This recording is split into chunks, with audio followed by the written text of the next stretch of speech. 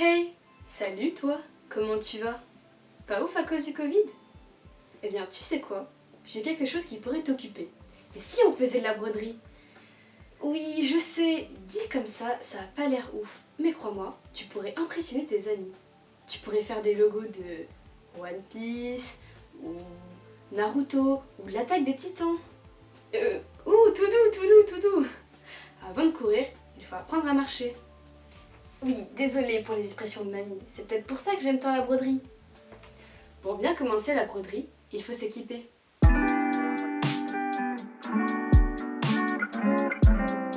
Donc, au niveau du matériel, il va vous falloir... Là, on a une aiguille à broder.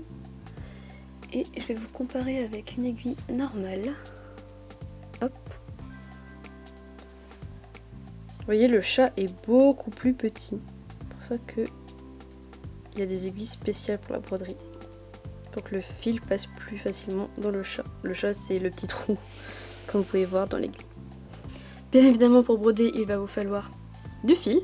Donc c'est pas le meilleur fil pour broder, hein. C'était vraiment dans un pack pour pas cher, avec plein d'autres couleurs. Ce qui était sympa, j'ai pris ça pour commencer. Mais le mieux, c'est de commencer avec les vrais fils, que je vais vous montrer. Deux fils comme ceci. Hop. Qui après, quand j'ai fini et que je l'ai mis sur un support, ben...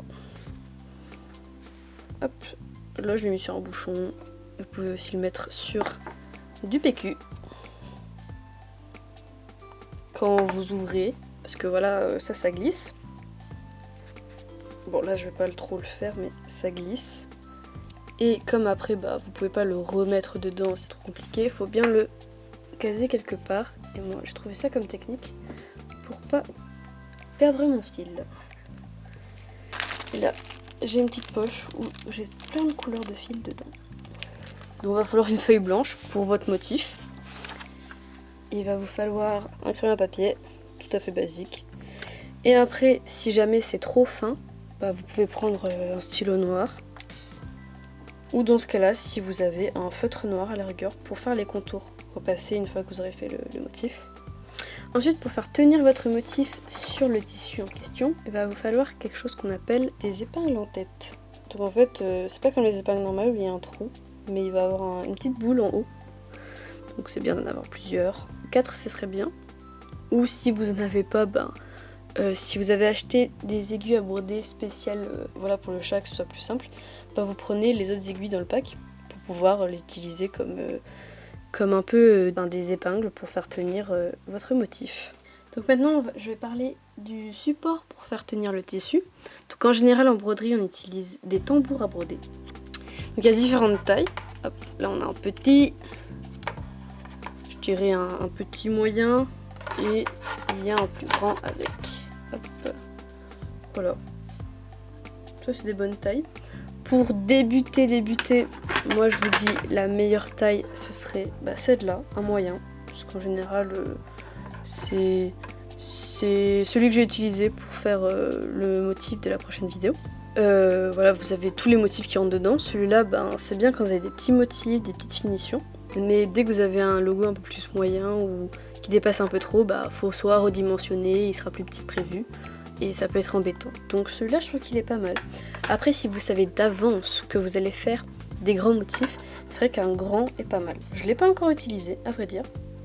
Mais j'ai déjà des idées pour, par exemple, faire des logos de dos. Et plutôt des gros logos, mais faire la taille miniature devant. Et après, en faire un autre dans le dos, d'un t-shirt ou d'un pull.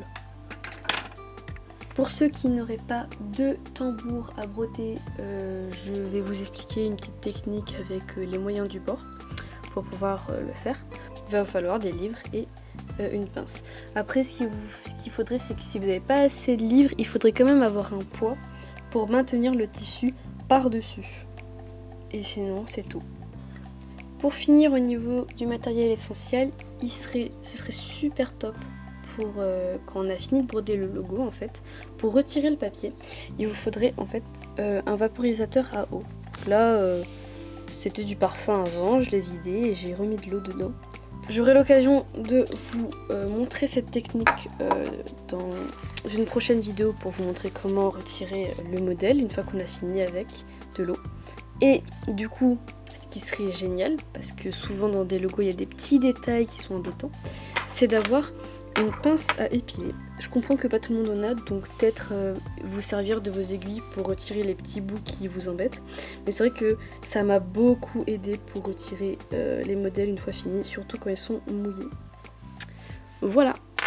Donc maintenant l'étape c'est d'aller chercher un logo. Donc j'allume mon ordinateur, voilà. Coucou. Je tape mon mot de passe, Koala du 72, hop là.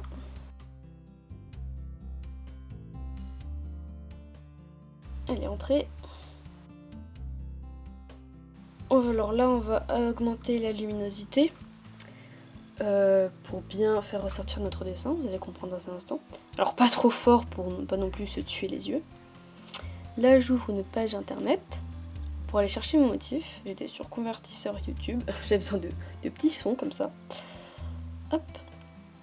Donc soit vous allez directement sur le moteur de recherche, chercher le logo de votre choix.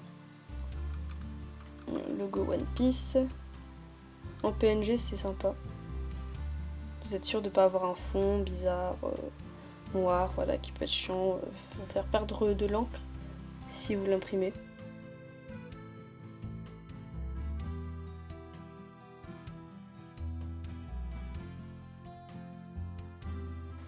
Donc voilà, moi j'en ai pris un sans fond.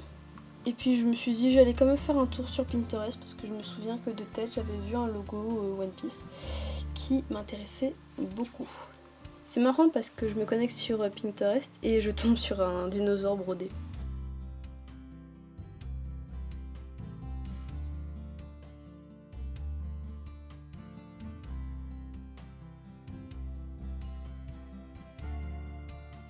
Donc hop, voilà c'est un logo de One Piece qui a été brodé. Moi je le prends pour moi, pour avoir un peu une idée de la broderie et pour avoir des traits très épais quand je vais broder. Je prends les images. Donc le mieux c'est d'avoir une version en couleur pour bien réaliser de quelle couleur est le logo, à quel endroit je dois mettre telle ou telle couleur. Et si vous avez l'opportunité d'avoir une imprimante, d'avoir un logo en noir et blanc. Bien évidemment, si vous n'avez pas d'imprimante, je vais vous donner une petite technique pour pouvoir décalquer votre logo. Donc je vais utiliser mes petites pinces à linge qui m'ont aidé pour faire mon tambour de la crise avec mes livres et je vais venir les fixer sur mon ordinateur. Donc je la fais tenir comme ça, je prends mon crayon et là je commence à faire le contour. Vu que j'ai augmenté la luminosité, ça fait que je vois les contours qui ressortent.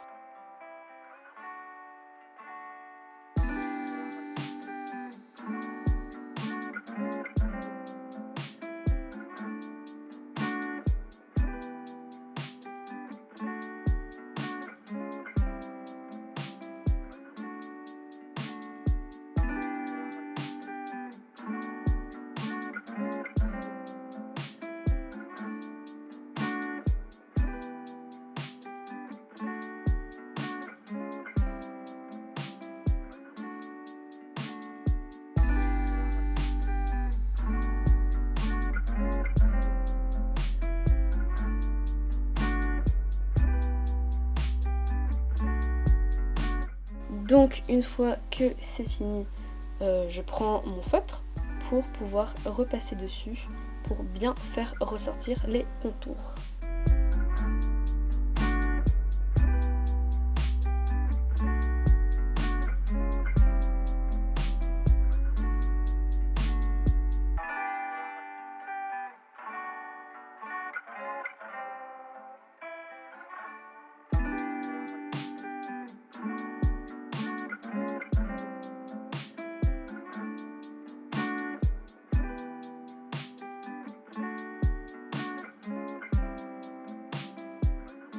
Et hop, j'ai fini. Comment ça, mes traits, ils sont très droits? Comme si je les avais imprimés. Je vois pas du tout de quoi vous parlez, voyons. Donc là, je vais attraper un modèle. Voilà, un t-shirt au pif sur lequel je fais tous mes tests de broderie, comme vous pouvez le voir. Je vais attraper le t-shirt sur lequel je vais faire le travail. Je le pose à plat. Donc étape numéro 1, j'attrape mes livres. Hop, j'en prends 3. Je les mets à l'intérieur, comme ça. Vous pouvez le mettre au bord ou vraiment sur la section qui vous intéresse. Je rattrape encore 3 autres livres. Ça peut être 2 dictionnaires, hein, pas forcément comme moi. Donc je vais les mettre de façon parallèle aux autres livres, en laissant un espace entre, donc qui va être l'espace de broderie. J'essaie d'égaliser.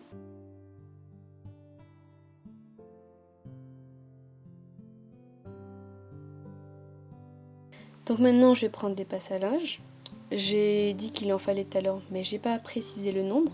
Donc le mieux c'est d'en avoir 4, comme vos épingles en tête. Donc là je viens de réaliser que j'ai pas mis mes livres dans le bon sens.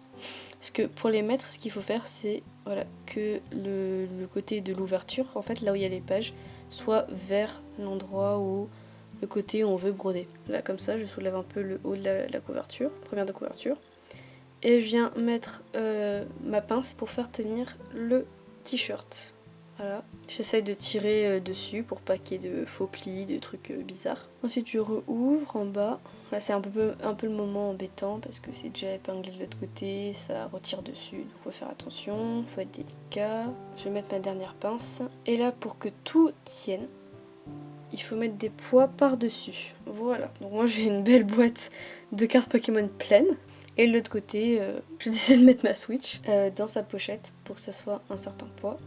Là, hop, je mets mon logo et je vais aller le fixer sur mon t-shirt. Donc là, maintenant, je suis partie chercher des ciseaux parce que j'ai pas besoin de la feuille entière, je veux juste le motif. Je vais couper tous les bouts de blanc qui ne m'intéressent pas dans le logo. Essayez de faire un carré, vous pouvez peut-être faire un rond si vous préférez, mais je préférais faire un carré. Je me débarrasse de mes petites feuilles pour garder que mon logo, que je vais venir fixer sur le t-shirt. Donc là, voilà, j'avais rangé mes petites épingles à tête sur un bout de tissu, un bout de chute comme on dit, c'est-à-dire du tissu qu'on coupe et qu'on n'utilise pas. Et je vais venir les fixer. Alors faut faire très attention quand on met les épingles, moi j'hésite pas à mettre les doigts, mais si on y va trop fort on peut se piquer. Donc faut prendre le temps, surtout que si on fait pas attention, on risque aussi de tirer sur le tissu et que ce soit plus très droit.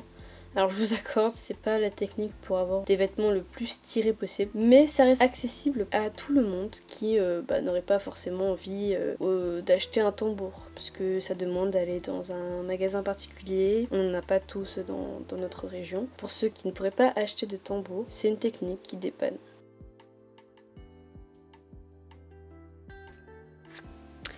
Donc maintenant je vais vous expliquer comment est-ce qu'on fait pour mettre le tambour, parce que c'est bien beau les techniques de la crise, mais si on a un vrai tambour à broder comme ceci, c'est une petite taille là, comment est-ce qu'on l'installe? Plutôt simple, déjà on va dévisser.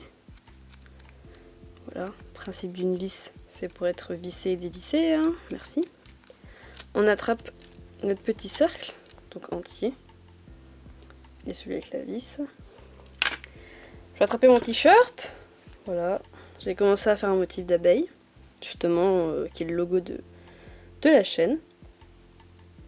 Donc là, j'ai l'ouverture de mon t-shirt, je vais le passer à l'intérieur, le mettre, comme vous pouvez le voir, au niveau de mon logo, c'est de le centrer un maximum, bon, à peu près comme ça c'est bien.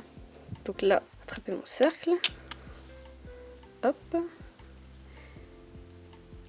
On va essayer de bien tirer dessus avant de le visser. Voilà.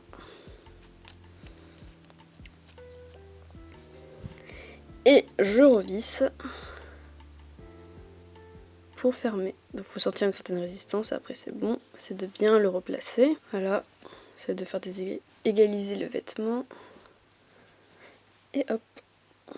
Et là je peux prendre mon aiguille et continuer à broder. Alors, j'avais aussi vu une petite technique pour que ce soit bien lisse quand on brode. C'est de mettre du coup comme ça son cercle normal, de venir poser le surplus au-dessus et de laisser un peu un espace. Et je le mets pas à fond là. Laisser un espace et de refermer la vis. Et là, je vais venir doucement appuyer pour que ça rentre bien et que du coup le t-shirt soit bien étiré. Voilà, chacun sa technique. pour moi, vu la matière, c'est un t-shirt, ça change pas grand chose. C'est juste que là on est sûr que c'est étiré alors que l'autre ça pourrait demander un peu plus de rigueur. Donc bon, déjà mes cheveux ont séché et je les ai attachés pour moins être gênée quand je brode. Je m'arrête là pour le moment parce que je pense que je vous ai assez chargé d'informations. Mais ne vous inquiétez pas, très vite il va y avoir une autre vidéo pour vous expliquer comment préparer votre fil et les points essentiels à savoir pour commencer la broderie. Sur ce, je vous fais pas de bisous à cause du Covid. Mais ce que je peux vous dire, c'est que si aujourd'hui vous n'avez pas passé une bonne journée, eh bien demain ça ira mieux. N'oubliez pas qu'ici on est qu'amour et bienveillance. Sur ce, moi je vous dis bye!